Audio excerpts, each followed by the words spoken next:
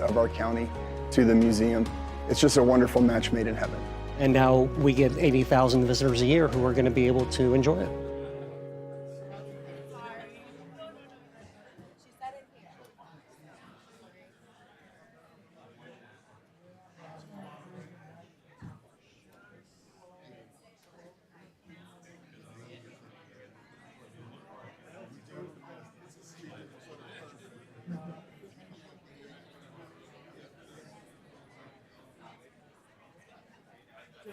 Disaster can strike at any moment. Whether it's a winter snowstorm, summer wildfire, or an earthquake, being ready is our best line of defense. San Bernardino County knows that we're stronger together, so we're asking you to prepare with us. Visit prepare.sbcounty.gov to equip yourself with knowledge. Sign up for emergency alerts or download our Ready SB County app. Learn how to create a family plan, assemble an emergency kit, and more. Preparedness is a responsibility we all share, and preparedness starts here.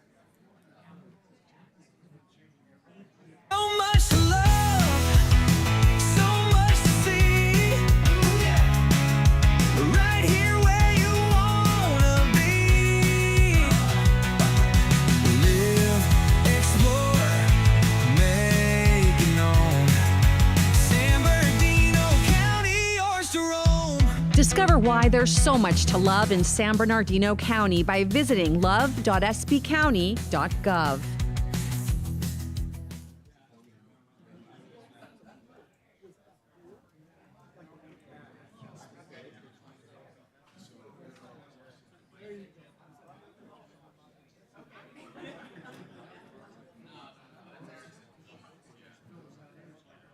Today, we are at Calico Ghost Town celebrating California Days. California Days is a two-day festival that we have every year at Calico, and it's to represent the history of California and the significance of Calico Ghost Town. We have a ton of activities that celebrate the history of California. The best thing I love about Calico is that it's about living history. And we're here to show you what it would have been like living in town during this time. Calico was very important to the country and to San Bernardino County because it was the largest silver strike in California. So it really put San Bernardino on the map. A lot of money came out of here, and a lot of very wealthy people made a lot of money here. The miners, people forget, were the young soldiers coming out from the Civil War to find their fortunes. Because Calico was so isolated, this was the schoolhouse that everybody came to. People here were resilient, lived through scorching summers and freezing winters. You had to be a pretty tough cookie. Walter Knott saved this town by buying it in 1951. It was completely going to pot because it wasn't a valid mining town anymore. But he had worked here years before and fell in love with it, as a lot of people that are associated with Calico do. We want people to know their history and know how important it is and where our roots are. It's exciting to be able to go back in time. A lot of places no longer exist like this. There's so much for the entire family to do. A lot of music, we have food, we have drink, and just a lot of people and character. We have the gunfights. It's important for the community to stay in touch with their history, to know what California's been through, especially San Bernardino. It just brings the community together. This is a part of our history. Something magical about this place, it really is. We're actually out here. We're showing you a chance to experience it for yourself. I would say if you're free for the weekend, you can come out, get some good food, meet some good people, and learn something.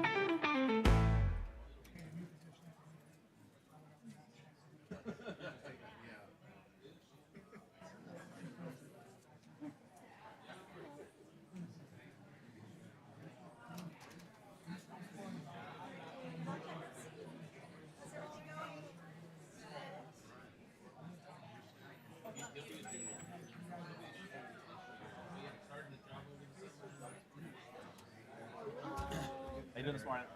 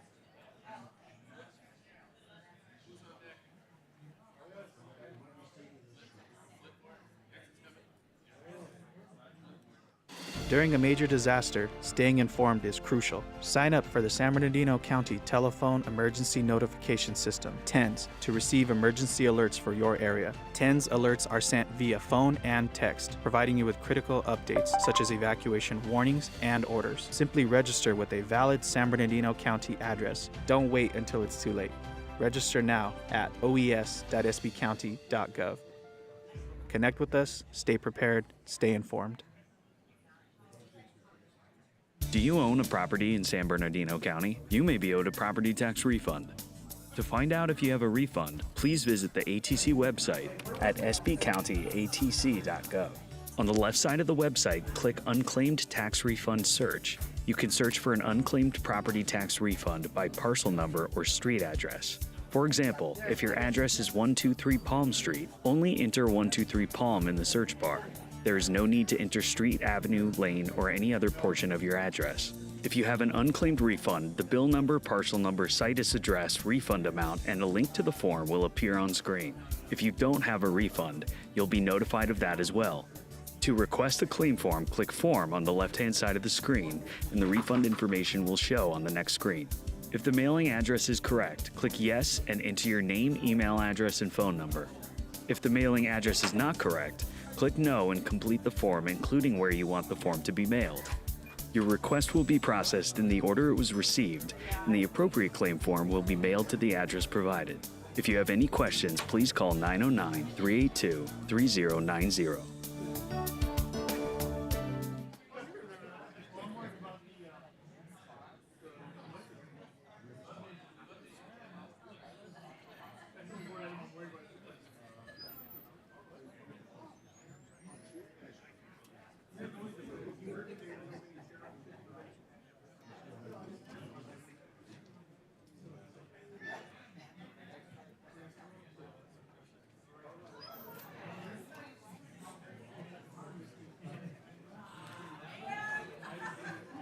Okay, it's decent.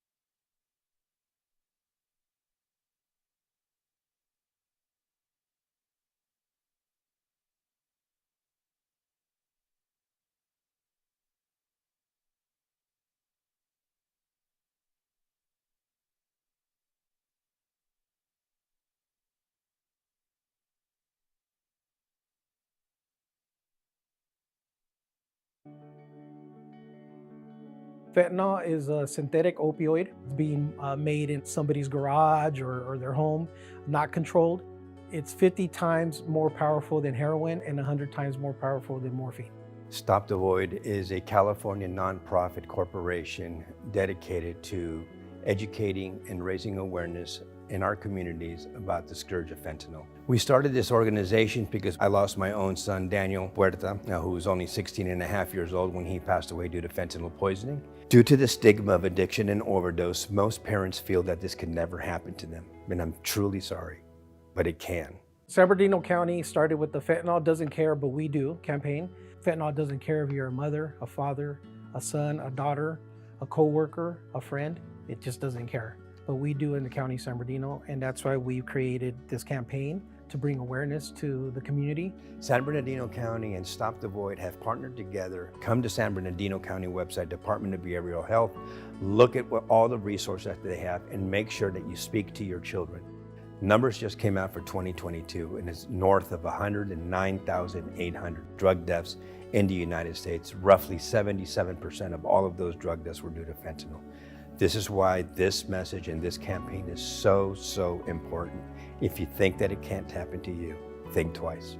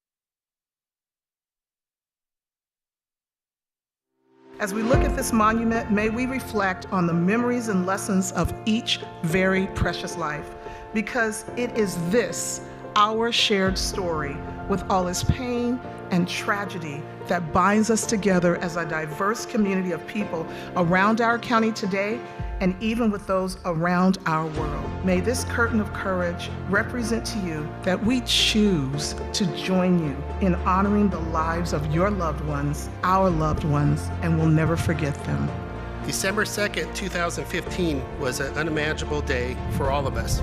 14 people we loved were taken away from us on that day. Our employees were spiritually and physically wounded. It changed us all forever.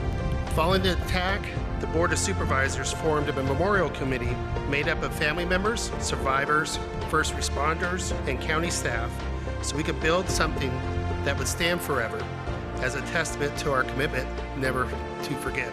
The Curtain of Courage is a place for us, one of mourning, but also we want it to be a celebration of life, akin to a small set of chapels, each signifying an individual loss, but creating a place that marks this day in time. And today, we're here to honor the memories of those that succumbed during that day, but also to honor them that are with us today and their families that move forward. To be able to see this curtain of courage gives us all in San Bernardino County, the state and the nation, the courage to move forward. In 2018, almost 3 years after the attack, the San Bernardino County December 2nd Legacy Report was published. It was intended to be a publicly available resource for communities and organizations that must respond and recover from similar situations. Already, that report is helping other families and other communities learn from your experience.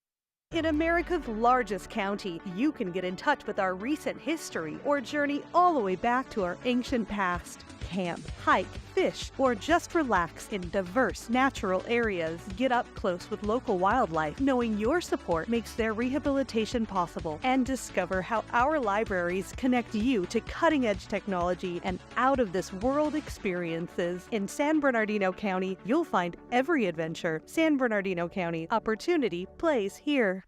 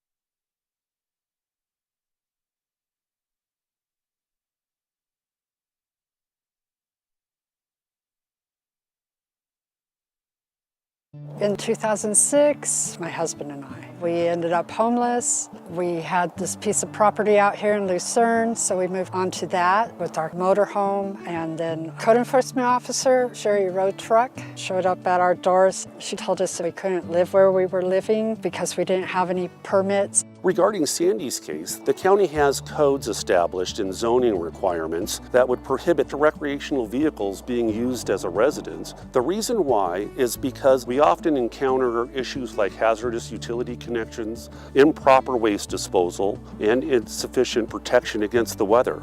These conditions can be dangerous for all involved. We were actually escorted off our property. The lifestyle I was living wasn't very conducive to family, and I decided I needed to do something different. So that's actually started steps towards me changing my entire lifestyle. Our officers are trained to establish a dialogue with the people involved. Through these conversations, we can gain a better understanding of their circumstances. This allows us to ensure people don't feel trapped or stuck in their circumstance.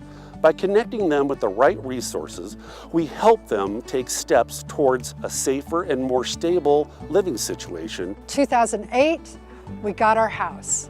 I remember the first time I saw the two halves on the property and I started to cry. It was actually my very first home ever, and it's still our home today. I told the code enforcement officer, Sherry, I haven't had a single drink since. And I reached into my pocket and pulled out a sobriety chip to show her. She just set us on the path we're on today. I ended up going back to school. I got my GED and my associate's and bachelor's degrees. In 2022, I got a job with our county library, Lucerne Valley Branch Library. I have a life today thanks to code enforcement. Bless their hearts. If you find yourself in a situation such as Sandy's, please contact our office. Our staff is here to help answer any question you have and get you on the right path. We're here to work with you.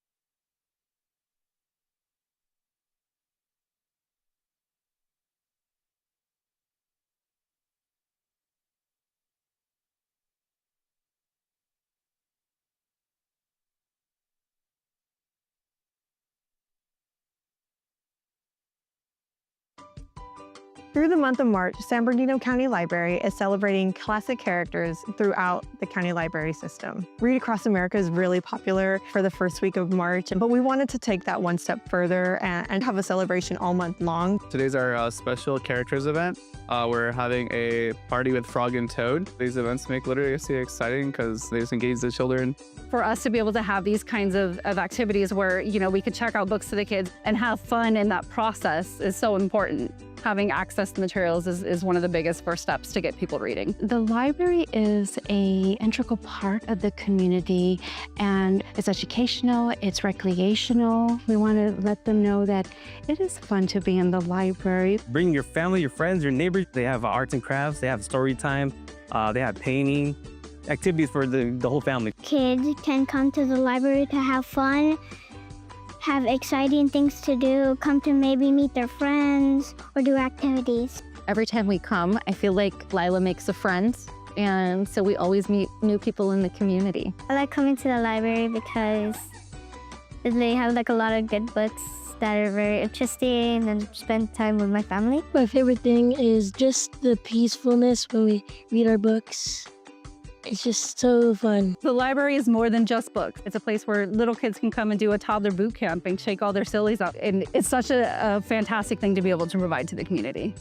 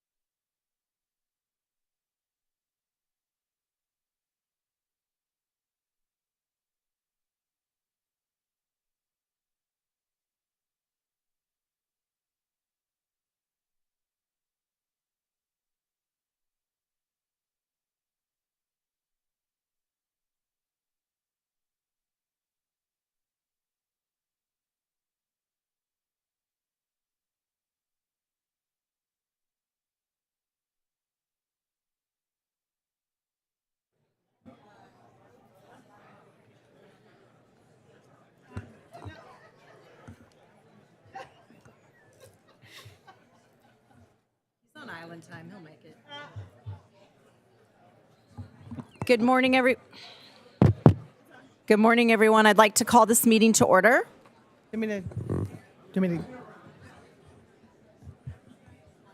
Good morning. If you can please have your seat, we're getting ready to start the meeting. I would like to announce that our Department of Public Works staff assists members of the public who are here today on agenda items number 145 and 146. This morning, our Pledge of Allegiance and our invocation will be led by the 5th District. Thank you, Madam Chair. Today it gives me great pleasure to introduce Mark Stephen Martinez Jr., who serves as a deacon at San Salvador Catholic Church in Colton, California. Deacon Mark is a lifelong resident of the city of Colton. He attended schools in the Colton Joint Unified School District. Deacon Mark also met his wife, Emily, who's here today. They met at Colton High School, and they've been married for over 3 decades.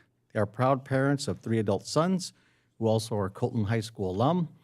One of the things interesting about him is he was also a U.S. Air Force Reserve in 1987 from 91 to 93 as a staff sergeant where he served in Operation Desert Storm. And Deacon Mark was hired in 1992 by our San Bernardino County Sheriff's Department. He was assigned to various supervisorial roles. Subsequently, in 2019, after 30 years of hard work and commitment, he decided to retire with the rank of sergeant. On November 2015, after 4 years of formal training and spiritual preparation, Deacon Mark was ordained permanent deacon by the Catholic Diocese in San Bernardino County. Deacon Mark is passionate about his teaching and sharing the gospel with those who are in need of spiritual guidance. This morning, we're blessed to have Deacon Mark Stephen Martinez lead us in prayer, and he will also recite the Pledge of Allegiance. Good morning, everyone, my fellow citizens, and thank you, the members of the Board of San Bernardino County Supervisors. I'd like to thank everyone, to our fellow citizens, as we come together and pray to our Heavenly Father. Let us pray. Heavenly Father, we ask you to rain your blessings upon us, upon all our communities and citizens in San Bernardino County and throughout our state and country. We ask you to be present with us, to give us your guidance, to give us your wisdom, that we can serve each other and take care of each other with humility and most of all your love, the love that you give us an example of in your presence, Lord. We ask you again to give your blessings upon this country in this time that we need you, that we need to come together as one so that we are truly united as we all are members of the San Bernardino County and our great nation. We pray this through Christ our Lord. Amen. And may Almighty God bless you. In the name of the Father, and of the Son, and of the Holy Spirit. Amen. My brothers and sisters, let us come together as we give and recite the Pledge of Allegiance.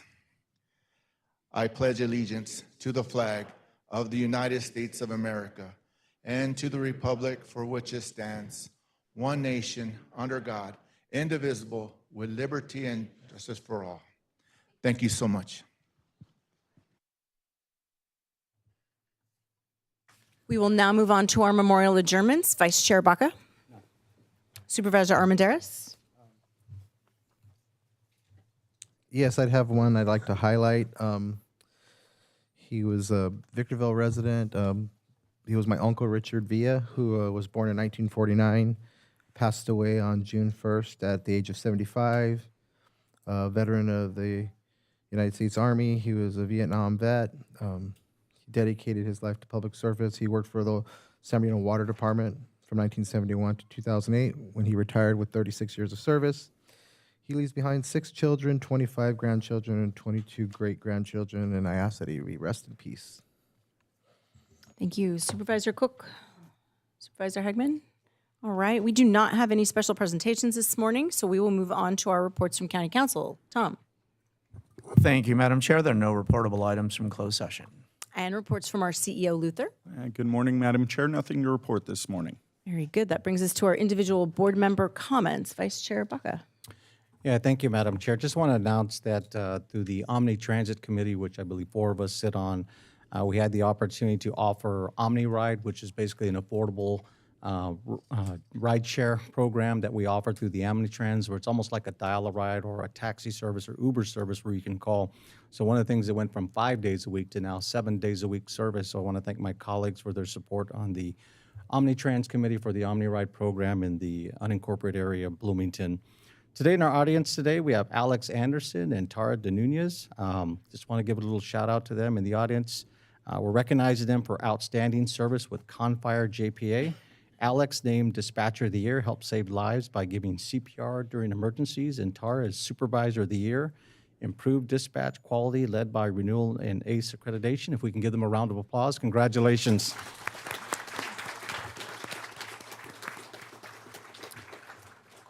And just want to update some of the things that we're doing in the 5th District.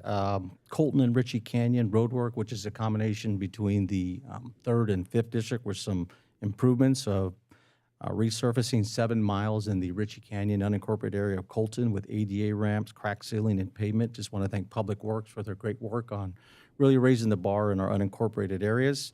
And also had the opportunity to attend with Madam Chair, Tower 19 Fire graduation. Just want to welcome our new employees to the San Bernardino County Fire District family. Thank them for the great work.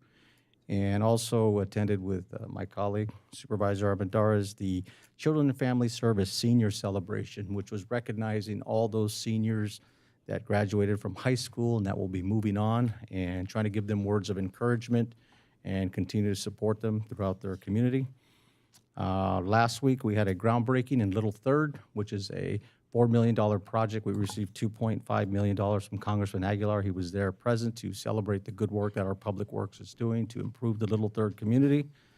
I attend partially the Fire Ops 101. I think our chair was there the whole day, and it was a great event, but it also gave me a greater appreciation for our fire department, the work they do. I had the opportunity to cut off a door, and it was just a lot of work, so I appreciate the good work that our San Bernardino County Fire Department does. This past Saturday was at the CFS 16th Annual Sports Fair. This is put on by our Children and Family Services Department to try to encourage those students to have a fun lifestyle, but also activities. So many of our foster youth were there at Carter High School exercising, and really want to thank all the volunteers and staff that participated in that event. And the other thing I want to highlight is just some board items, and just want to thank our staff. I know we got a great budget ahead of us. Item 37, which is Pacific Village Platinum Campus Phase 3. So we have about 7 acres that we own on the border of the 3rd and 5th District. We're looking at adding substance use disorder beds. So this is going to build out this facility and continue to address the issues of homelessness and substance use disorder, which is a great thing. Item 52 is board discretionary money. We made investments, about $500,000 with the San Bernardino Police Department for their drone program, which is a great program that they need help with. And also $50,000 that we're going to be providing for Mary's Mercy, which is one of our Catholic groups that does homeless outreach within the community. It's going to provide some funding for them to build their elevator for ADA accessibility, which is very, very important. Item 67, which is investment in homelessness, which is the HMIS system. For those of you who don't know, this is a system we'll be able to track our homeless and making sure that we're getting them to help. And I think that's important. So it's a great investment. Item 77, want to highlight, this is an old tower that was there at the Glen Helen facility, which will be replaced with a playground. So this is going to allow for us to demo and make much more improvements at the Glen Helen Regional Park. And the last thing is item 93. Actually, I have 2 more. Item 93, Pacific Street truck parking restriction. We had some concerns from the Del Rosa community about truck parking in the Del Rosa community, so I want to thank our team for this action. And item 100 and 101, basically we're acquiring 2 hotels, one in Colton, one in the city of San Bernardino, and this will allow us to continue to address the issue of homelessness within the 5th District and our county of San Bernardino. Just one of the things I just want to highlight with our staff, one of the things that we've done is we've been very methodical about our spending. I know when the homeless issue was in an outbreak, many people were just spending money recklessly and just making many investments. But I want to thank my colleague, Supervisor Hagman. We were on the ad hoc committee to really, have our team make good financial investments for homelessness. And that concludes my comments, Madam Chair. Thank you. Thank you. Supervisor Armendariz. Thank you, Madam Chair. Lots to talk about.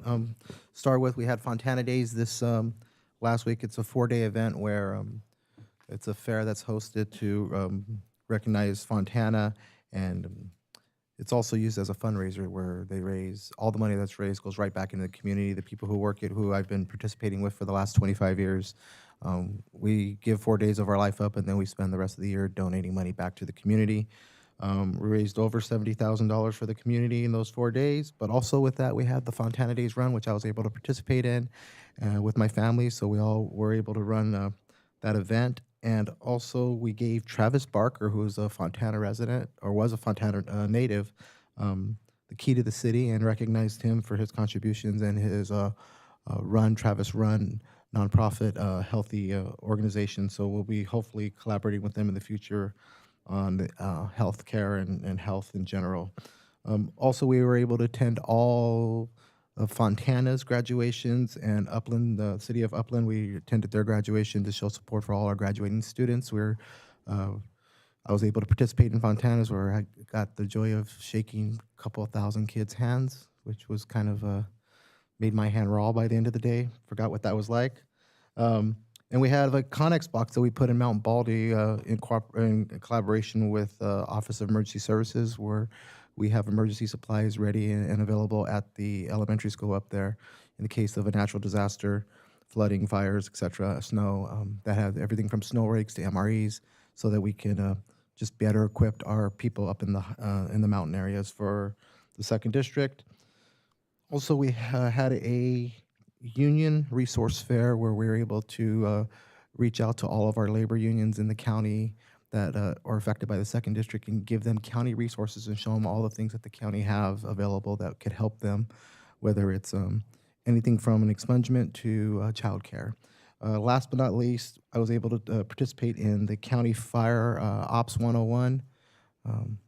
I got put through fire. I was able to put out a fire.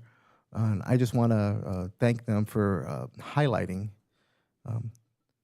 what they do and how they impact our communities, because the way it was explained to me is what we were able to experience was 1/10 of what a fire feels like in a real situation, and to be as hot and sweaty and scared, quite frankly, in a fire. Leo, you can attest to this. Gives you a different perspective of what these men and women do every single day and how they protect our communities. And it was that trigger in my head that just want them to know from the bottom of my heart, I really, truly appreciate you that much more by being able to go through that program. So thank you. That concludes my comments. Thank you. Supervisor Cook?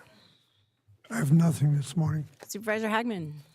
Thank you, Madam Chair. Just some agenda highlights. Item 52, we're working with the city of Chino for entryway into our Chino Airport improvements.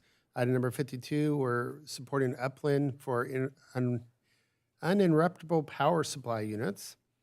And item 82, we started a West End Animal Resource JPA, and it allows Chino Hills to be part of that. And item number 32 is we're working on capital improvements on Prado for irrigation. Also in the budget, some highlights. We have $12 million going to improvements to Chino Airport, $8.4 million in District 4, including $3.6 million for Prado Park Sports Park improvements. We're looking forward to those. Another almost $7 million for Public Works transportation projects, and $87.5 million through San Antonio Storm Drain, Ontario Grove Basin Storm Outlet, and West State Street Storm Drain. Those are all proposals in today's agenda. And just for those that didn't know, we had a long ceremony at AQMD that I represent this county on. Rules 11-11-11-21, which would have required to phase out natural gas water heaters and space heaters over a period of time, or to pay a fee in order not to do that. We were able to join other colleagues. That was voted down 7-5. So we thank everyone for the 6.5-hour, 7-hour meeting to show up and give us your opinions on that. That was last Friday. With lots of district events, this is the season for it. We went to the SBC Police Officer Memorial on 5/22, Montclair PD Memorial 5/22. We had a couple of great new restaurants. We out in our way. Oak and Ember just opened up on the same day, 5/22. We had a jobs fair and impungement on May 28th. One healthcare grand opening on 5/29. We went to the State of the City for Chino Hills on 6/5. And we had on last Saturday, the shredding event in the city of Chino. We had over 400 show up on that. So quite busy. And we want to thank everyone for attending those information. If you want to attend any of our events, please look at our website. Thank you. Thank you, thank you. I would like to thank Shannon Dykus, our sheriff, and the Office of the Sheriff for all of the things that they have done all the time, but especially recently. Lots of mutual aid that's provided to jurisdictions that are near us, and just the coordination, just so much goes into it, and we appreciate the sheriff and his team. And to Local 935 and the setting up of the Fire Ops 101, and then all of those that serve and wear the fire uniform. It is an incredible appreciation that we get coming out of Fire Ops 101. And I look forward to seeing Supervisor Cook and Hagman there next time. And it is impressively hot and humbling to know what you all go through on a daily basis to protect our citizens, their businesses, their residents, their lives. So thank you very much for that perspective for us all. And I would like to announce to the public and remind our team here with the county family that we are canceling our June 24th board meeting. We are anticipating having a special board meeting here in Chambers on Wednesday, June 18th. And then we're going to go dark for July, and we'll pick it back up August 5th at 10 a.m. here in Chambers. And with that, Lena, do we have any agenda revisions? Yes, Madam Chair, thank you. Today I have two changes. Item number 32 will be taken off calendar. And item number 61, recommendation 2, is revised to correct the contract amount not to exceed $2,850,000. Those are all the changes I have. Thank you very much. Thank you very much. If any board member has an item that they wish to declare a conflict on, now would be the time to do so. All right, seeing none, we'll move on to our consent calendar, which today consists of items number 2 through 135.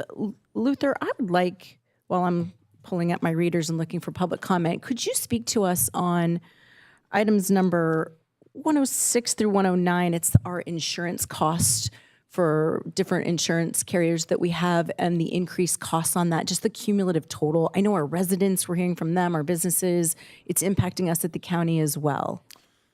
Yeah, absolutely, Madam Chair. Thank you. We are seeing significant increases in our cost of insurance as a county. This is not unlike what's being experienced by our residents, many with homeowners insurance, if you can even get homeowners insurance in the state of California right now through private means. Costs are just growing, and that is related to a number of factors. One, the insurance market is just becoming more challenging. We're seeing fewer insurers actually doing business in the state of California because of the litigious situation that we're in. We have seen healthcare costs grow dramatically, so our medical costs are growing. So insurances like workers' comp or payouts related to medical injuries, those have grown. The size and the frequency of claims related to liability insurance has grown. We've seen quite a few large payouts, and as a result, our experience goes up, and thus we're charged more. I think the specific number, so we're seeing a $13.1 million increase year over year, or about 33% increase in our total insurances related to liability, workers' comp, medical malpractice, and other insurances. So it is a challenging time. We are not alone. Other counties are in a similar situation, but we are watching this carefully and looking for other options too of how we could potentially mitigate some of those costs. Appreciate you highlighting that. Thank you. Any members wish to pull an item or have a comment? All right, I have two requests to speak. First, I have Carlo Alcazar, who will be followed by Garth Pizant.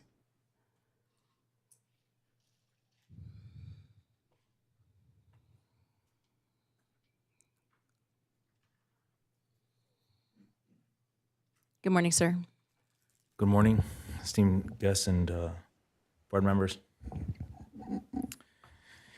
Ladies and gentlemen, thank you for your support for our military families and veterans. Not only do we face the pains of war, in my case, facing ISIS rockets as they closely exploded around my position, but come back to the abuse from people we love and systems we protected with our lives. all for the love of country and the most important set of words ever written besides the scriptures, the Constitution. I want to speak today about a harsh and painful reality that too many fathers, veterans, and civilians, too many good men face in this county, losing custody of their children not because of anything they did, but because the system is used to violating our constitutional rights of due process and search and seizure. Right now, I want to highlight the arguments people are rising in Los Angeles. They argue due process violations are ripping up our families, enforced separations of innocent children from their parents, and innocent people being jailed indefinitely. I do not agree with destroying property or violence. However, when I hear those words, I think of Child and Family Services here in San Bernardino, because I have lived due process violations and constitutional violations myself. One instance, just recently, I spoke to a gentleman here at the court. Imagine a man who wants nothing more than to love and protect his child, a man who is ready to raise his daughter, yet is denied that right. Why? The mother made choices that he had no knowledge of. She used drugs throughout her pregnancy, keeping it a secret. He didn't know she was pregnant until the baby was about to be born.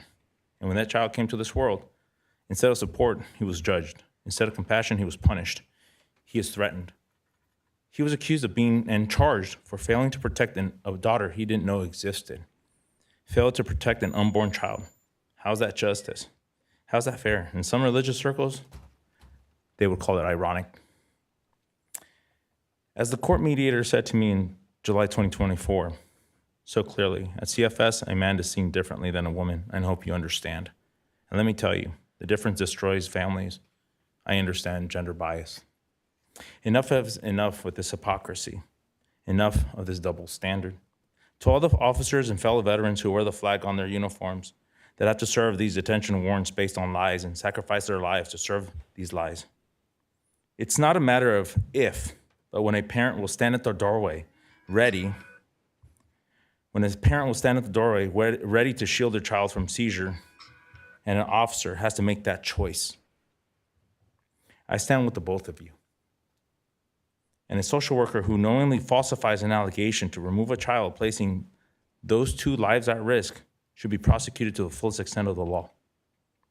But we need fathers who have not been touched by the system to stand up with us also.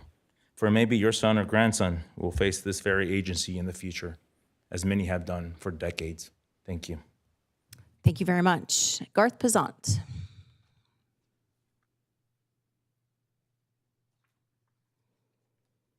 Good morning to the Honorable Board of Supervisors. Is this consent calendar? It is. Item number 3, terminate employment contract number 23-839 with Jessica Andalon as Constituent Services Representative effective June 27, 2025. Approve employment contract with Jessica Andalon to provide support services to the 5th District Supervisor as Chief of Staff effective June 28, 2025 for an estimated annual cost of $216,598, salary $136, $115,115, benefits $80,000. Presenter Joe Barker, Jr.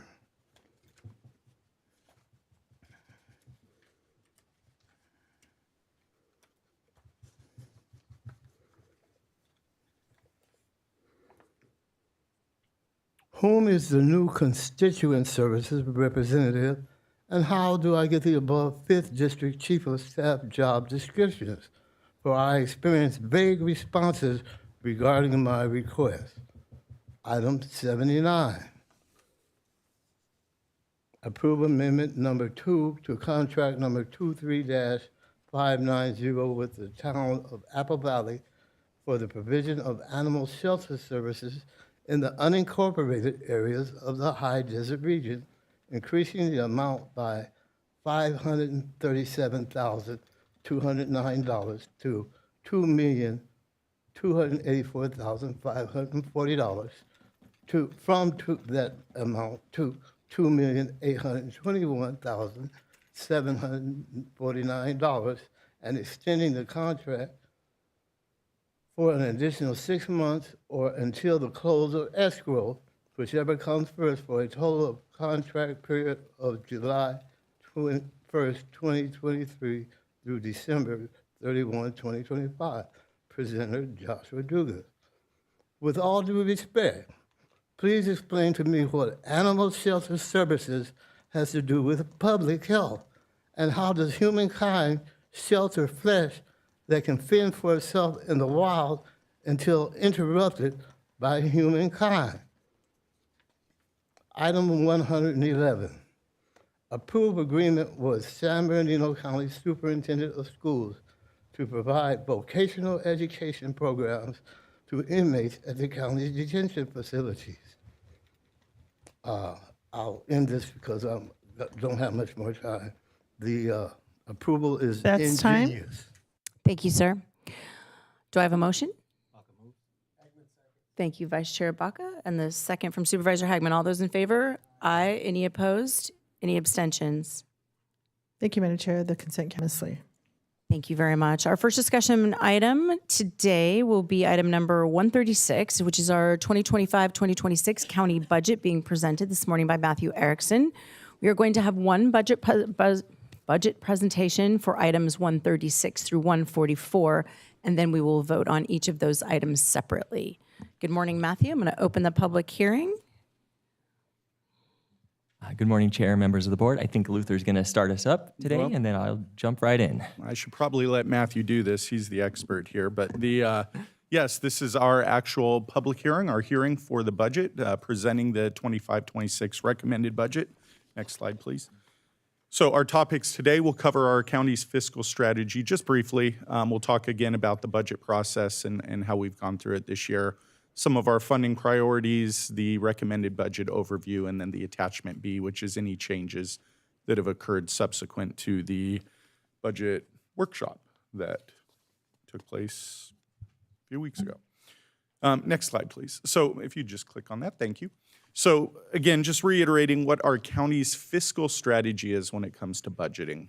So prudent budgeting leads to reduced volatility, which leads to stable community services.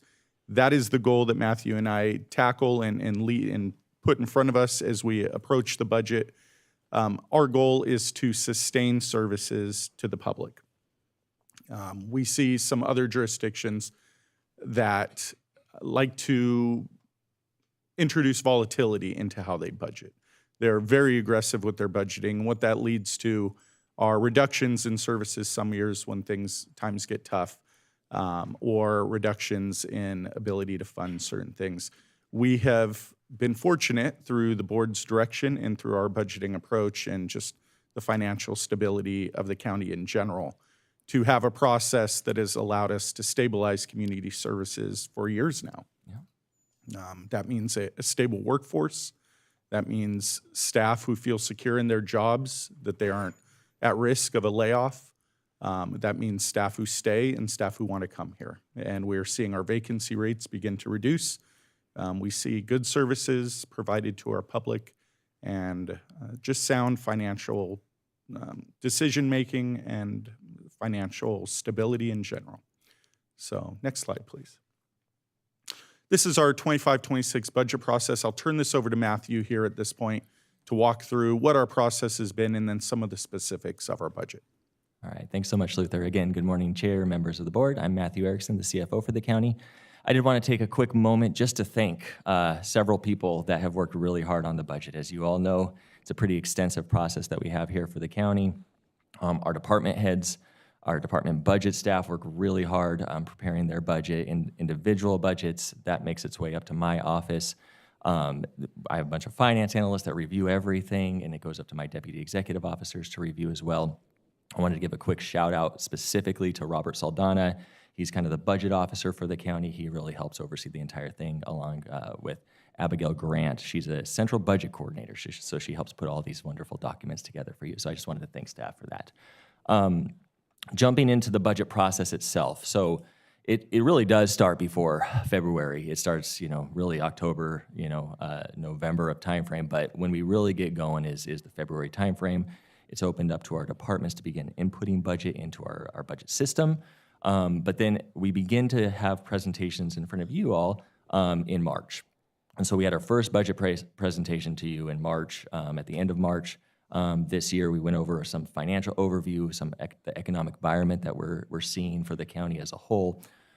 In May, we kind of expanded that a bit to go over our funding plan, what's being recommended as far as allocation of new general fund dollars. And then today, or actually 3 weeks ago, we published our budget book, our recommended budget book for your review, which incorporated the entire conversation of our $10.5 billion budget. And then lastly, we're here before you today to kind of talk about what we've got in front of you, and hopefully we'll be able to adopt the budget if everything goes well. So, all right.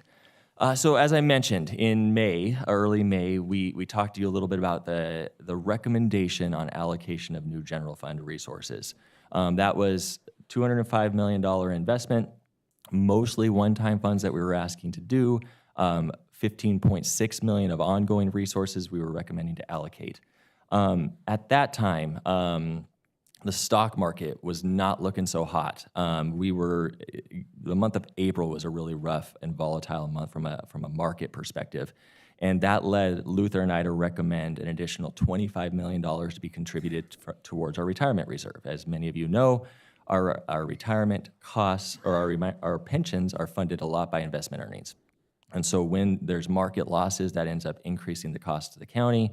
And so we were thinking it would be a good idea to invest a little bit more into our retirement reserve. Flash forward this month, or the month of May, and it was one of the best months on record for the month of May from an investment standpoint. Just this last week, our Chief Investment Officer, Don Pierce, was mentioning that we are actually looking pretty stable for the year. We're required, I've mentioned several times, to make 7.25% every year in investment earnings in order to not pay more from a county perspective, and it's looking pretty good right now. And so after some further discussions with Luther, we thought maybe we don't need to contribute quite as much towards that reserve. We had 25 additional one-time. I should highlight that we already have 20 million ongoing set aside by the board in previous years to go towards that reserve. And so we are still absolutely contributing towards that reserve, but the additional 25, we thought it would be good to maybe reallocate some of those resources. And so we had $20 million that we'd like to request as part of this presentation to really reallocate towards a few things. First off, $7.5 million we're recommending to put towards different board priority programs. Another $7.5 million we're looking to establish a wildfire prevention reserve. And so what that would be for is really for any department that's working on any form of wildfire prevention. They could put together a request that would come our way, and then that would have to come in front of the board for that.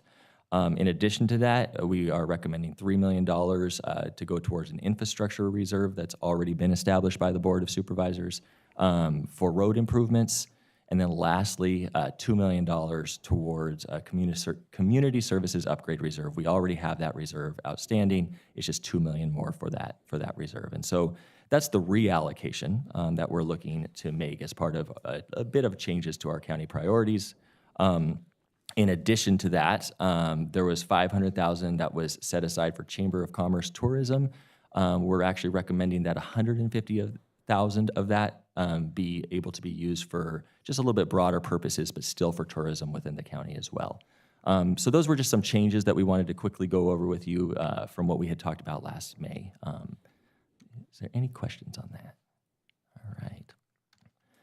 All right, so the big picture county budget, it's $10.5 billion. So it's an expansive, budget that we get to allocate resources to a lot of great programs within the county.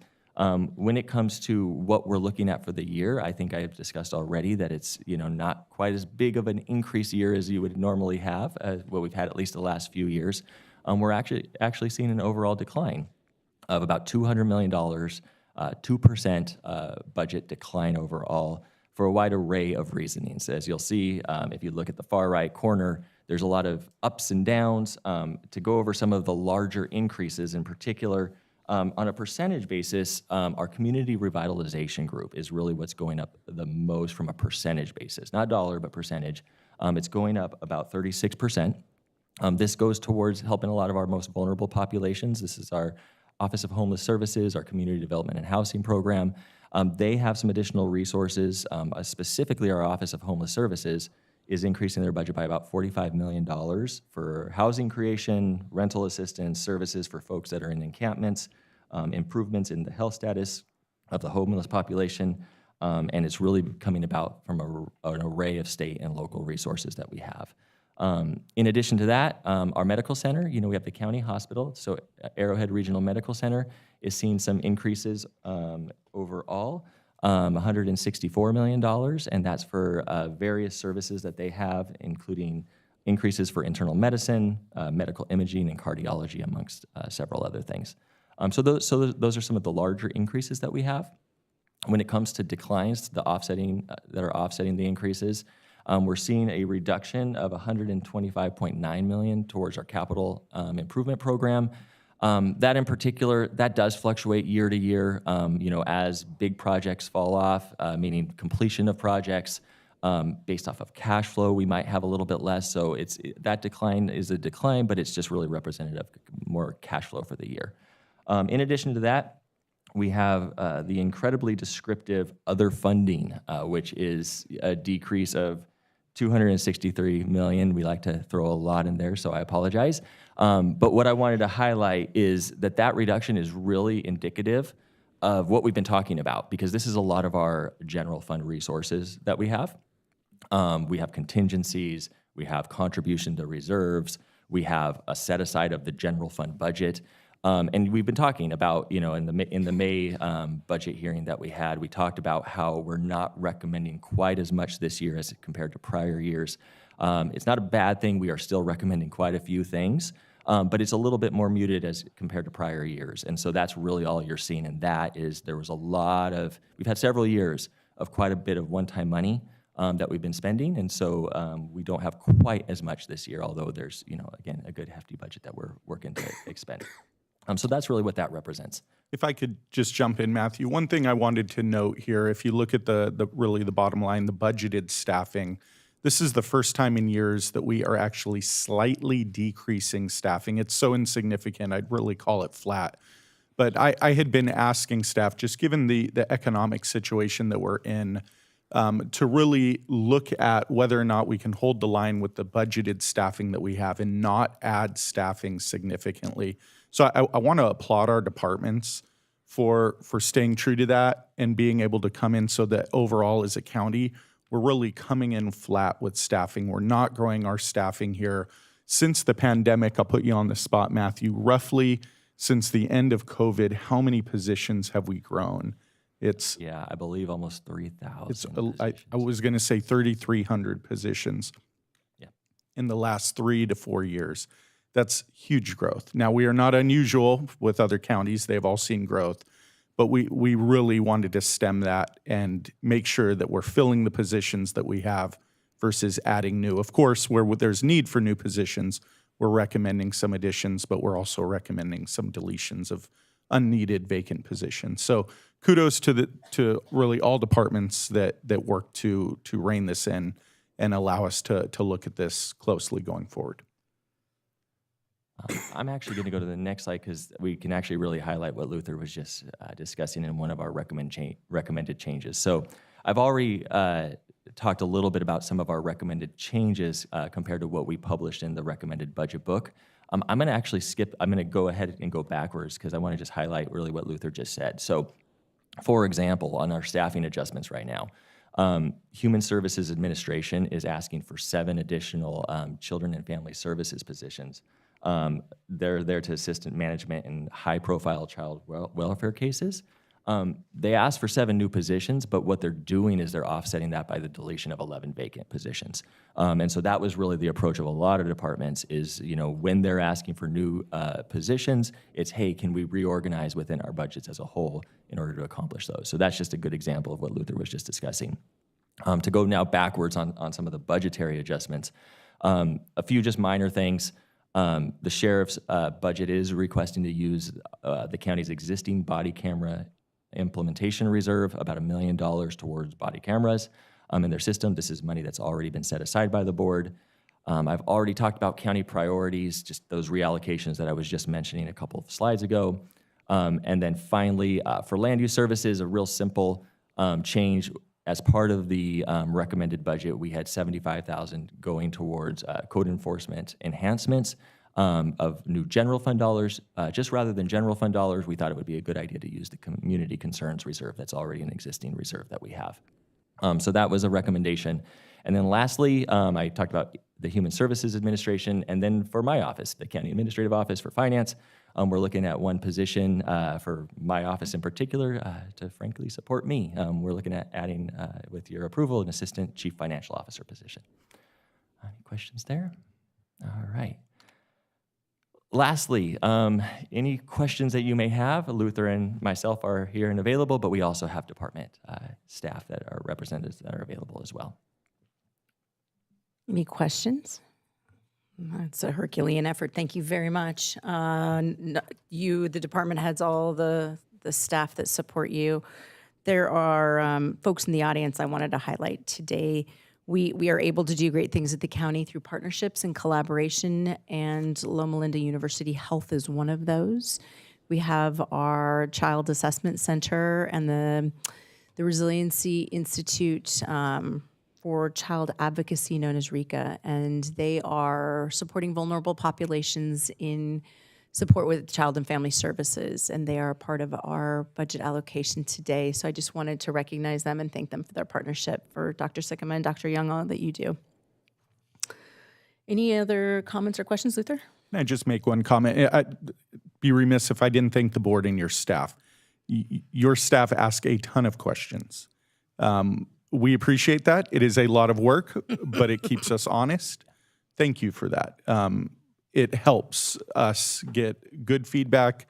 Also caught a few errors and issues. So just huge appreciation to your teams, who some of them like really combed through the budget, and greatly appreciated.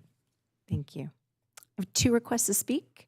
Ipiani Lockard, followed by Desiree Sanchez.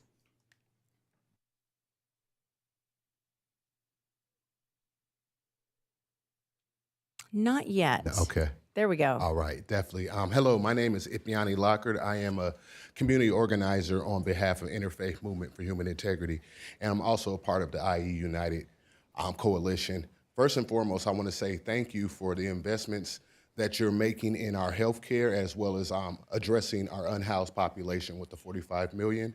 Also, I want to say thank you to all the departments for the reorganizing effort. That makes a lot of sense to, instead of creating new positions, the ones that are vacant, that have already been kind of funded, and utilizing those slots to address the needs of the community. I think that's a very wise and a cost-efficient approach, so I appreciate that as well. I'm here to basically speak towards, I love what you guys are doing. I'm a resident, born and raised on the west side of San Bernardino, a product of the San Bernardino Unified School System. Go Yotes, go Wolverines, right? So, and I'm heavily involved in community, so I appreciate this effort. But what I'm here to ask for is just more transparency in how you guys reorganize your budget and everything. And through the lens that I'm speaking towards is community interaction. I love what we see in Rivco, which is Riverside County, which is a part of the Inland Empire. I see them all as the same. We are the IE. They are two separate budgets, so there are differences, right? But I love their process of doing their survey with the community to help identify the needs throughout all the districts throughout our beautiful county, the biggest county in the country. So I would love for you guys to adopt that process, as well as this year, what we recommended to Rivco last year was their Budget 101 engagements that they had throughout each one of the districts this year. I think that process would be beautiful to see here in San Bernardino County, the biggest county in the country once again, just to give our community a chance to better understand the budget process, to better understand the money, and better understand what you guys can and can't do. So those are a few of my requests. And then taking my community organizer hat off, one thing that I want to speak about is with the loss of Job Corps, the funding for Job Corps being pulled across the nation, I know that the budgets are tight this year. I understand that. But I'm hoping that if you guys can find some wiggle room to kind of support those students that were actually pursuing and learning actual skills, vocational skills, actually real skills and not going in debt with higher education. Higher education is not for everyone. I got mine, go Yotes, but I'm still paying for it to this very day, right? So if you guys can carve out any kind of money to address those needs and make sure that our youth, that are the future of our community, have the best opportunity to be successful. And that, to me, is giving them the tools and the resources to learn and to build the world that they want to. With that being said, I just want to thank you for your time and just say this, and I'll leave with this. You know, we're all blessed to be alive. We come to this place from many different faith traditions, different political affiliations, different orientations, so many differences. But the commonality that we will continue to share, that we're sharing in this very moment, is. Thank you, Mr. Lockhart, for your thoughtful comments. Desiree Sanchez. Hello, my name is Desiree Sanchez. I'm the Senior Policy Advocate and Organizer with the American Civil Liberties Union of Southern California. But I'm also a member of, as Ipiani mentioned, the IE Budget Advocacy Alliance, which is made up of many community partners. And Board of Supervisors, I'm hoping that you received our letter of recommended budget request. It has all of the logos on the top. And just to let the community know what the community recommendations were. Thank you, Supervisor Baca, for mentioning at the beginning our housing crisis. You know, that is the number one thing that we are requesting, that studies have shown that the key to ending homelessness is securing long-term affordable housing with supportive services as needed. It's just a given. We are pleased to see that $7.36 million in non-discretionary funds are allocated to the Office of Homeless Services. Go Office of Homeless Services. And we applaud many of the county's plans to address the housing crisis, especially the Office of Homeless Services work to secure permanent supportive housing. Additionally, community development and housing efforts in Fontana. Thank you for building the 60-unit motel on Valley Boulevard in the comprehensive interim housing facility, now serving up to 120 individuals and families. This is the step in the right direction. To address the scale of housing crisis, the county must invest significantly more funding towards tackling this issue.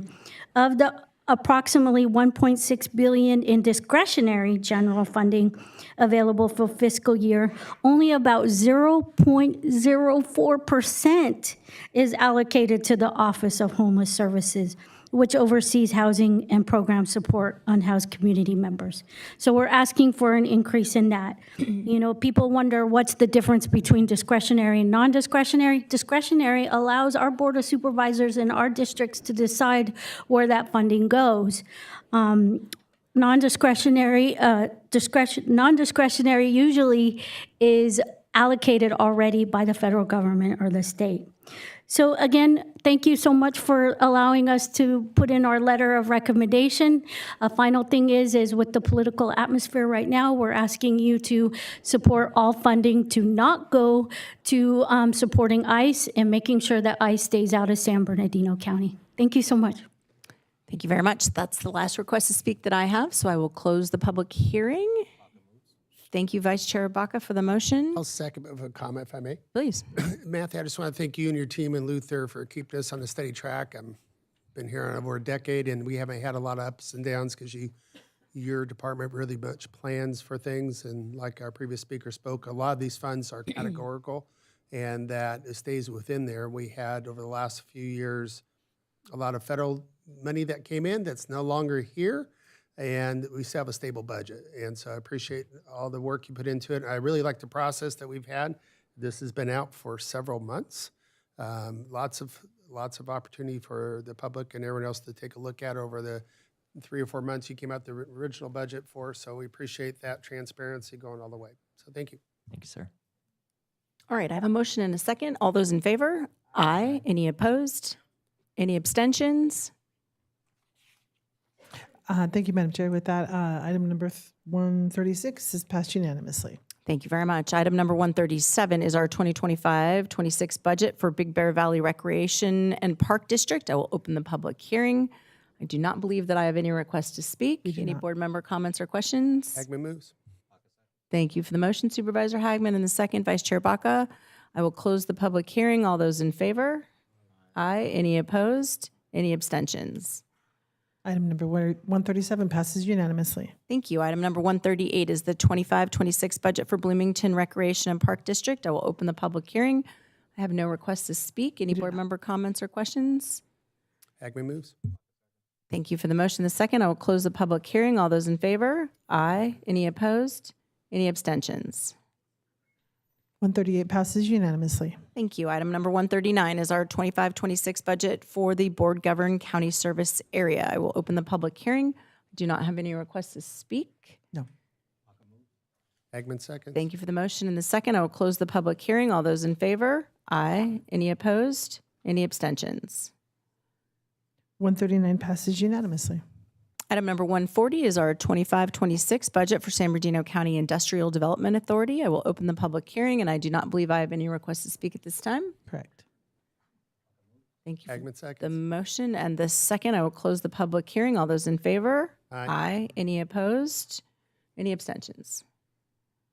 140 passes unanimously. Item 141 is our 25-26 budget for in-home supportive services for public authority. I will open the public hearing. I do not have any requests to speak. Correct. We'll close the public hearing and entertain a motion. Agnew seconds. Thank you very much. All those in favor? Aye. Any opposed? Any abstentions? 141 passes unanimously. And item number 142 is our 25-26 budget for the Inland Counties Emergency Medical Agency. I will open the public hearing. I have no requests to speak. I will close the public hearing. Agnew moves. Thank you. Thank you for the motion. The second, all those in favor? Aye. Any opposed? Any abstentions? 142 passes unanimously. Item 143 is our 2025-2026 budget for San Bernardino County Fire Protection District. I will open the public hearing. I do not have any requests to speak at this time. I will close the public hearing. Agnew moves. Thank you for the motion. The second, all those in favor? Aye. Any opposed? Any abstentions? Item 143 passes unanimously. Item 144 is our 25-26 budget for San Bernardino County Flood Control District. I will open the public hearing. I do not have any requests to speak. Correct. Agnew moves. Thank you for the motion. The second, I will close the public hearing. All those in favor? Aye. Any opposed? Any abstentions? 144 passes unanimously. Thank you very much. That concludes our budgetary items. Thank you very much to the entire team. We appreciate you. Good job. Item number 145 is a public hearing regarding placement of delinquent water and sewer charges on the 25-26 tax roll being presented this morning by Noel Castillo. As a reminder, the department staff are in the lobby to assist anybody here that is wishing to speak to have assistance with that on item 146. So I will open the public hearing. Good morning, Noel. Good morning. Good morning, Chair Rao. Good morning, board members. Noel Castillo, Director of the Department of Public Works. Next slide.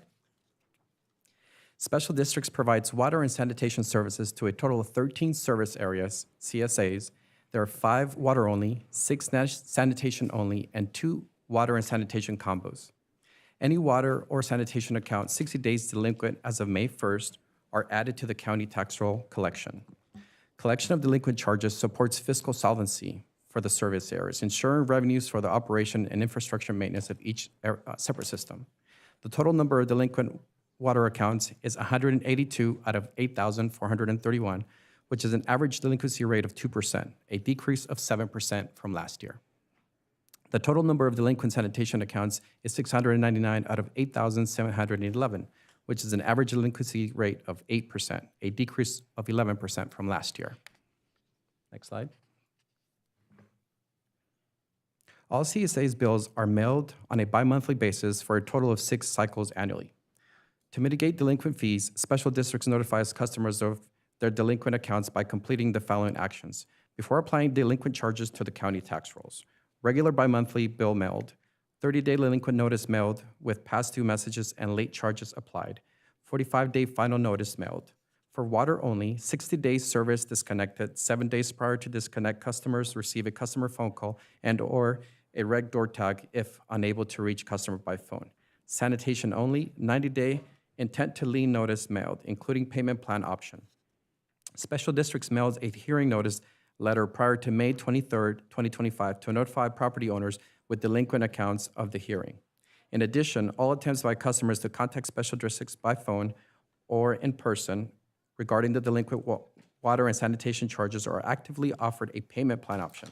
Customers are also offered an external resource for financial assistance.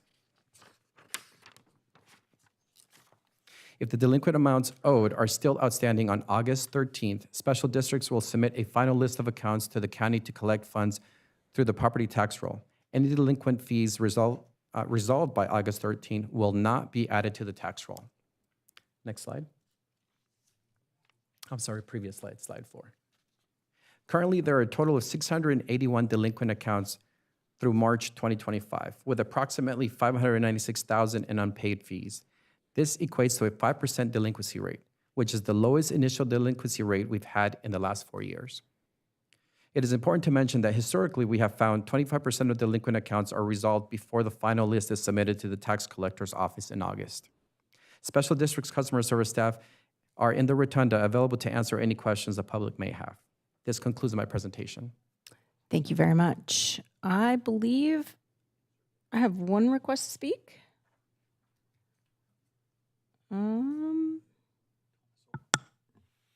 Thomas Oakley.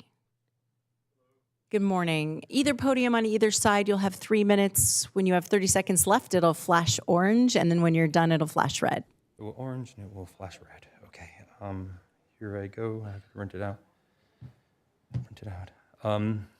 Good morning, Board of Supervisors, and thank you for the opportunity to speak. My name is Thomas Oakley. I'm a resident of 13863 Carson Street in Trona, California. I'm also a Marine combat veteran who served in Afghanistan as part of a route clearance alongside with EOD. My job was to detect IEDs in the road. I was hit by 4 IEDs during the service, as it resulted in a traumatic brain injury, spinal damage, and severe PTSD. The road back to stability has been both mentally and financially hard. But after years of focus and work, I finally started to integrate. I've gone from being a disabled vet to the sidelines to a working member of society again. Every step hasn't been just hard, but it's been earned. Recently, I was blindsided by a large sewer bill from the water and sanitation. Charges I didn't even know existed. I believe my mortgage was handling these utilities and they were paying it. But the truth is that they were paying the taxes caused by the penalties of these bills. The moment I realized I was behind, it hit me hard. I stopped everything. When you're in recovery, especially from PTSD, unexpected burdens like this don't just create financial stress. They mentally unravel progress. It's not just the bill, it's just the weight of failing behind without realizing it. And for someone fighting with this daily, it's hard to move forward. I'm not here asking for a handout. I'm asking for a chance. I can pay my sewer bill. What I can't do is absorb this inflation balance caused by component of late fees and a system I didn't understand. What I need from you is grace. Please consider reducing and removing my bill so I can stay on the path and fight on. The battlefield taught me how to survive, but learning to be a civilian again, that's the hardest mission yet. I'm also there. Thank you for listening to me today, and I really appreciate your time. Thank you very much. Did you say you were in Chino? I was born and raised in Chino, yes. Where are you now? I'm in Trona, California. Trona, okay. I'm sorry, did I say Chino? I know, I just heard you wrong. So thank you very much. The people in the lobby will hopefully be able to help you. So I would encourage you to stop by out there. I tried to ask if they could bring it down, if they could lower it for me, but the most that they could offer me is to divide it into payments for me. And starting my new job, it would be a little bit, not impossible, but hard to do that. Thank you for checking with them. Thank you. I appreciate it. All right, that's the last request to speak that I have on that item. I will close the public hearing. Any I'll move it. comments or questions? I have a motion from Vice Chair Baca and a second from Supervisor Hagman. All those in favor? Aye. Any opposed? Any abstentions? Thank you, Madam Chair. 145 passes unanimously. All right, item number 146 is a public hearing for the collection of delinquent solid waste handling fees, also being presented this morning by Noel. We'll open the public hearing. Good morning once again, Chair Rao, board members. Noel Castillo, Director of Public Works. Next slide. Uniform handling and mandatory trash collection was established by the county in 2004 for residency property owners in the valley and a majority of the mountain areas to assist with the county in meeting the Assembly Bill 939 50% waste diversion requirement. In 20 22, uniform handling was approved for all unincorporated residential and commercial properties, unless granted a low population waiver from the state in order to comply with the Senate Bill 1383 regulations. Uniform handling service is a standardized way to provide refuse collection service, reduce illegal dumping, and enhance recycling programs. To provide flexibility to residents and businesses, there are alternatives to uniform handling service that include the county self-haul exemption program, where residents and businesses can haul their own waste in lieu of paying the mandatory service through the franchise waste hauler, and the haul provided fee waiver program, where residents in some of the franchise areas that infrequently use their properties and have less than 6 kilowatts of daily average power used per month can opt out of mandatory service and receive a bills credit from the haulers. Next slide. In areas of subject to uniform handling, the county code and the franchise agreements prohibit the franchise hauler from discontinuing service because of non-payment of service fees.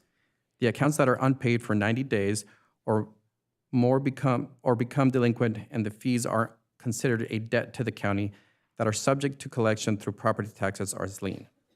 To mitigate delinquent fees, waste haulers notify customers of their delinquent accounts through monthly robocalls, messages on bill statements, and direct notices.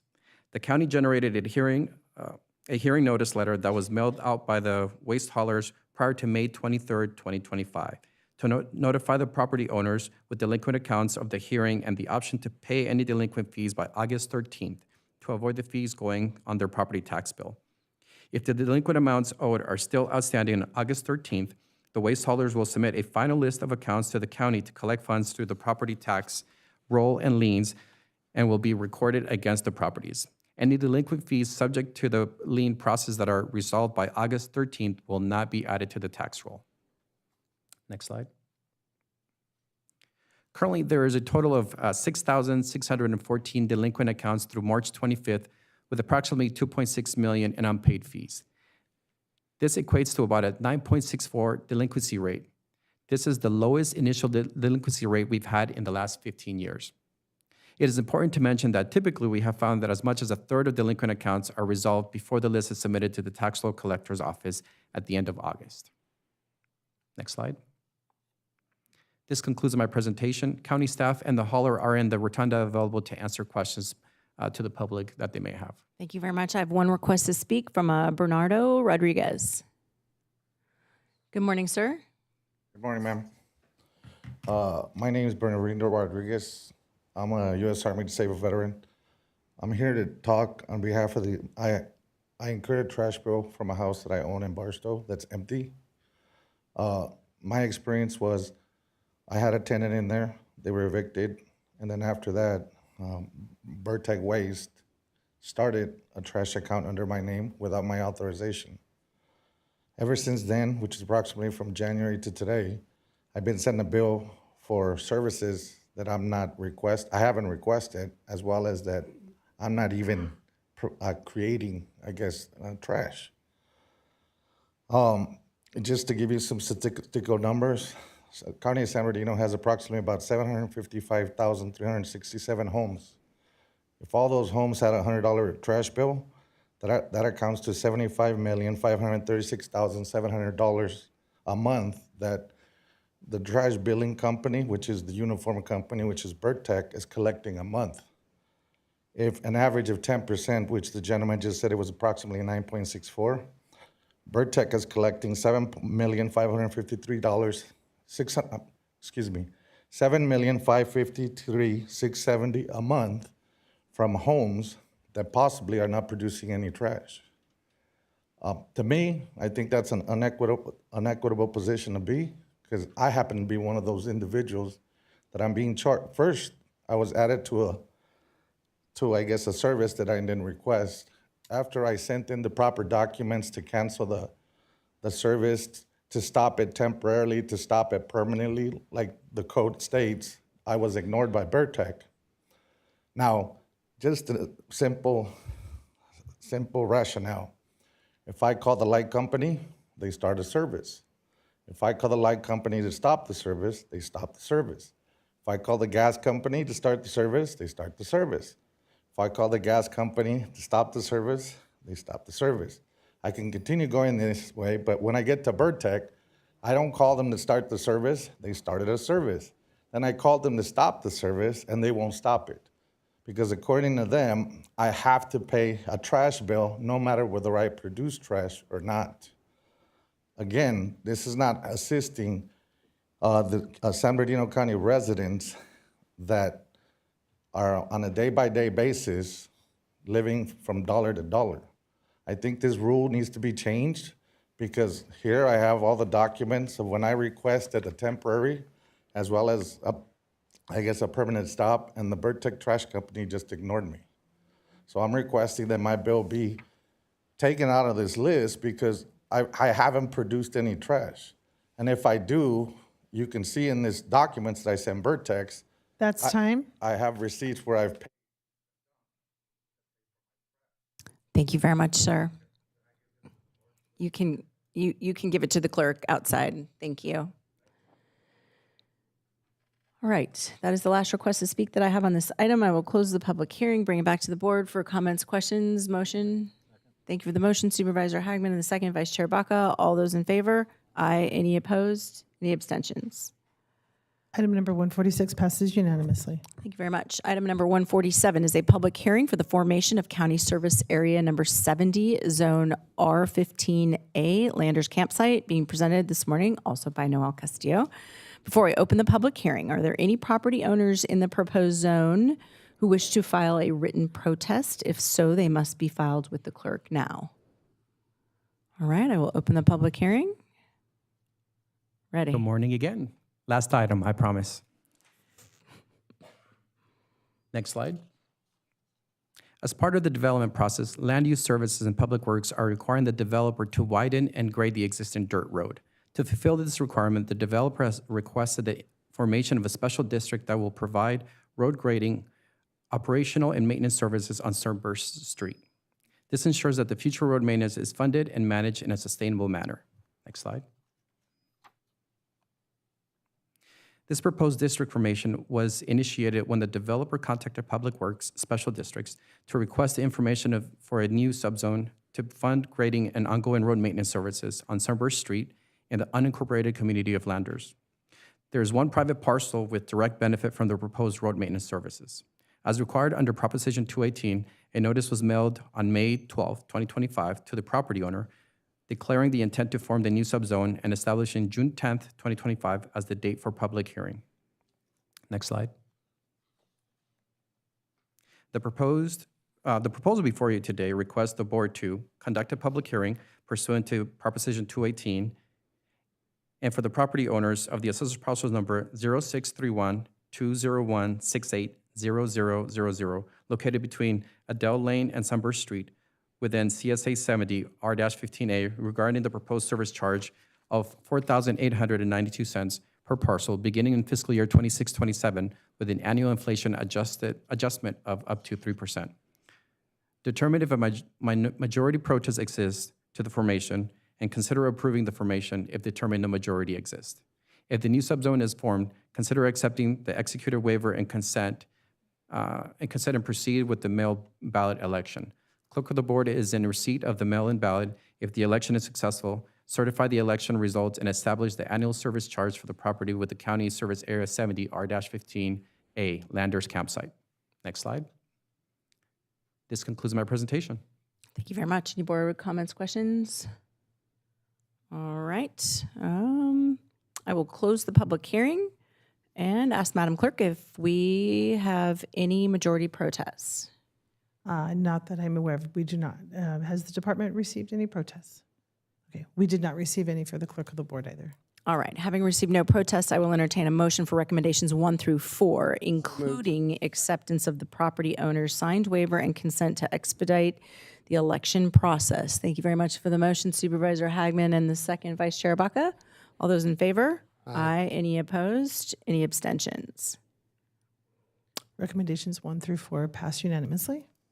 Very good. Now the resolution that we just adopted calls for the property owner election to be held at this time. I will turn over to the clerk to tabulate the ballots and announce the results.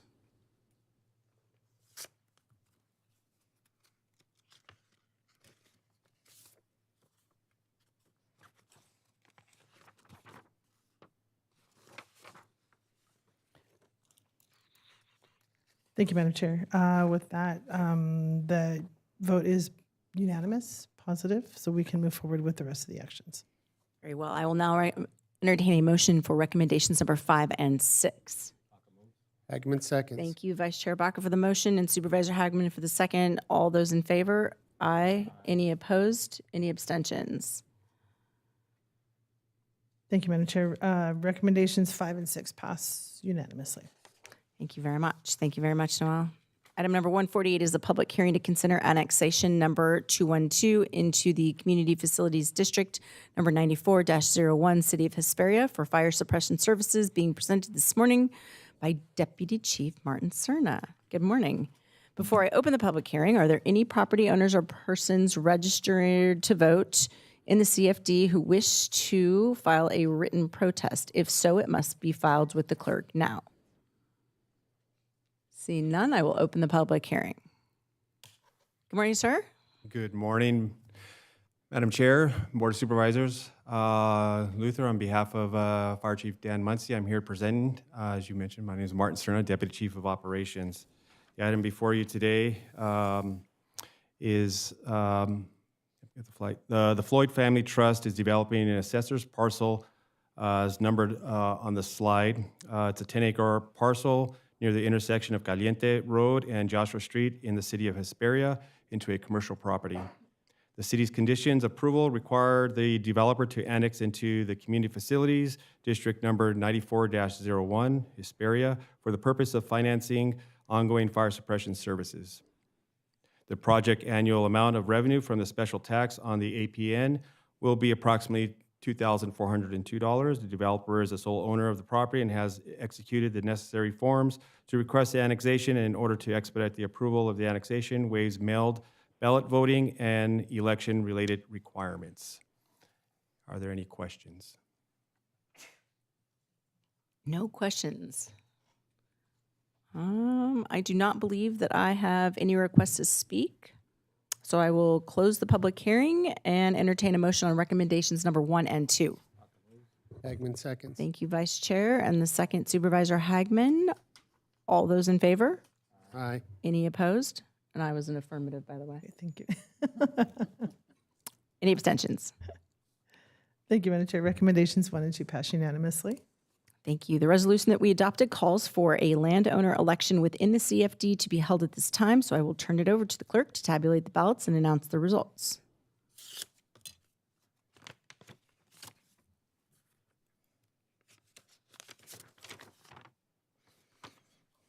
Thank you, Madam Chair. The results of the election being in favor of the annexation of parcel as stated on the screen for Community Facilities District 94-01, the board may proceed with the final action. Thank you. Recommendation number 3 is the final action. Hagman seconds. Thank you very much. All those in favor? Aye. Any opposed? Any abstentions? Thank you, Madam Chair. Recommendation 3 passes unanimously. Wonderful. That concludes our discussion calendar items for today. So we will move on to public comment for items not on today's agenda. Thank you very much, Chief. My first request to speak that I have is Joanne Jennis, followed by Garth Pizant.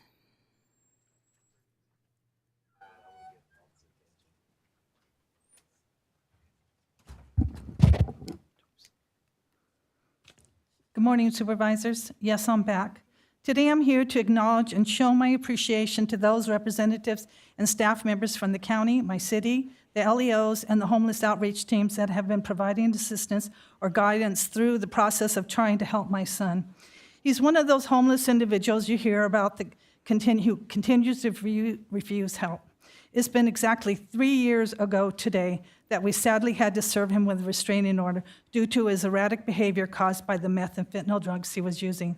He's 29 years old, struggles with ADHD and Asperger's, and now, due to living on the streets for so long and using meth, his mental and physical health has definitely been affected. Being homeless has a significant impact on a person's mental health, which can worsen existing conditions. SWAG, the homeless outreach team working with him, along with those individuals that knew him prior to him becoming a homeless drug addict, had noticed the difference in him, meaning the mental issues he is now displaying. He was just arrested for the 31st time since 2022, again for drug-related offenses. But due to the previous lenient laws, most arrests ended him with being cited and released, except for a couple times where he spent a little over a week in jail. I can't help to wonder if our laws would have had some teeth in them when he was first arrested the first couple of times, if maybe his mental state wouldn't be in the declining state it is now. It's sad that nothing could have been done sooner. 2 years ago, our county implemented Laura's Law, and in April implemented SB 43. And then there's the new law, Prop 36, that went into effect in December. These programs and new laws have the potential of getting my son off the streets and the help he needs. I'd rather see him ask for the help instead of being mandated into a program. But at this point, I have my doubts that he's even capable of thinking rational enough to understand the needs. He needs the help. Our Best is now processing paperwork to see if he will be eligible for Laura's Law. My goal as a mom was to give him a chance and get the appropriate people involved, which I think and hope I have finally met that goal. Thank you to Dr. Alice Belford, Amber Carpenter, DBH Commissioner Ellie Mink, and Dr. Monica Chafee, Our Best, Hope Team, Mike Porter, Captain Al Gerard, Deputy Chief Garth Goodell, Sergeant Randy DeQuinn, SWAG Homeless Outreach Team, especially Moses, my city council members, assistant city manager, and especially the council member and dear friend Ray Marquez. Thank you to Kurt Hagman's staff and Supervisor Jesse Armendez, who personally approached me after the last council meeting, Board of Supervisors meeting I attended. These individuals have either provided information, guidance, or support to help me, my son, or us both, which I am grateful for. I know I've forgotten some names, so please forgive me. By the way, I did listen to Jason Anderson speak with the SEBA podcast. He addressed Prop 36 and how they're handling it.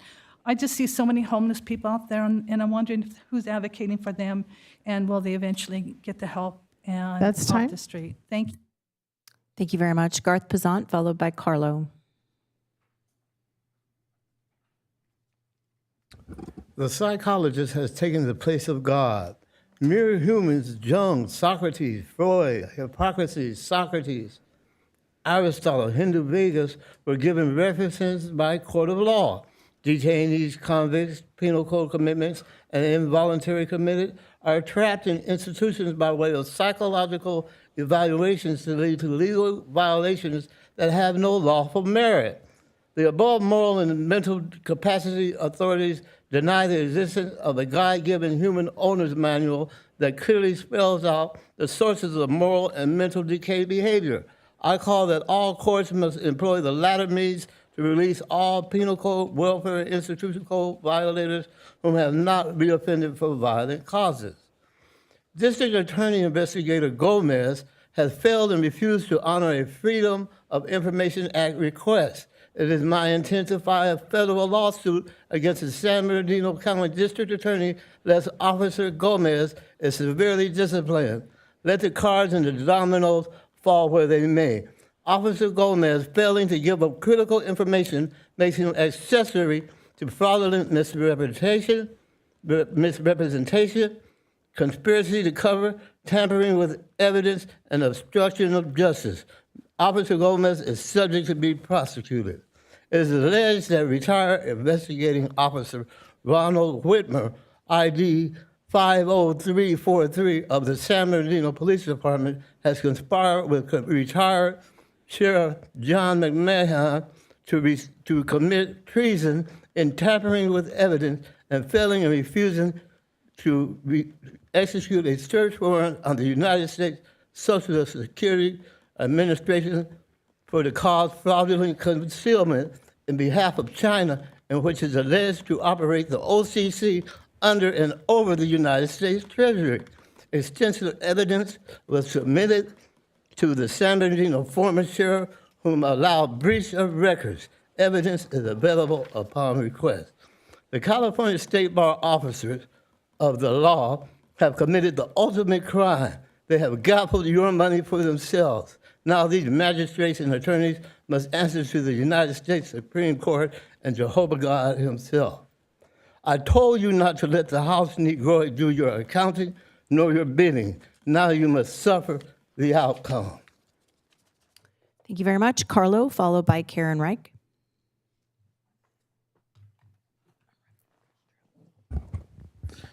Hello, board members, and I do apologize for the interruption earlier. I thought we were ending the meeting prematurely, and I was like, wait, we still have some people to speak. But Again, my sincerest apologies.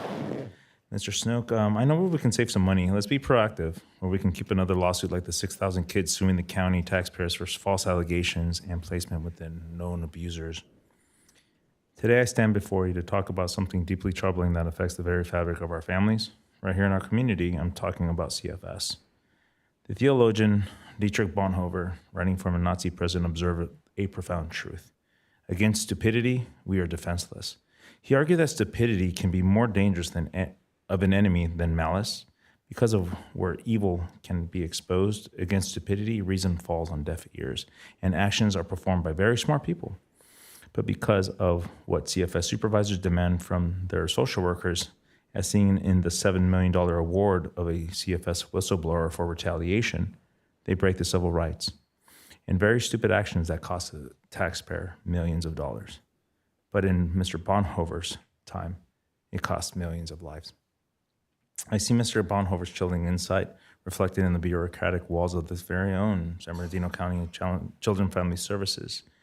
This isn't about rigid protocols, it's about failure to see individual human stories behind the paperwork that lead to devastating outcomes and a failure to protect the Constitution.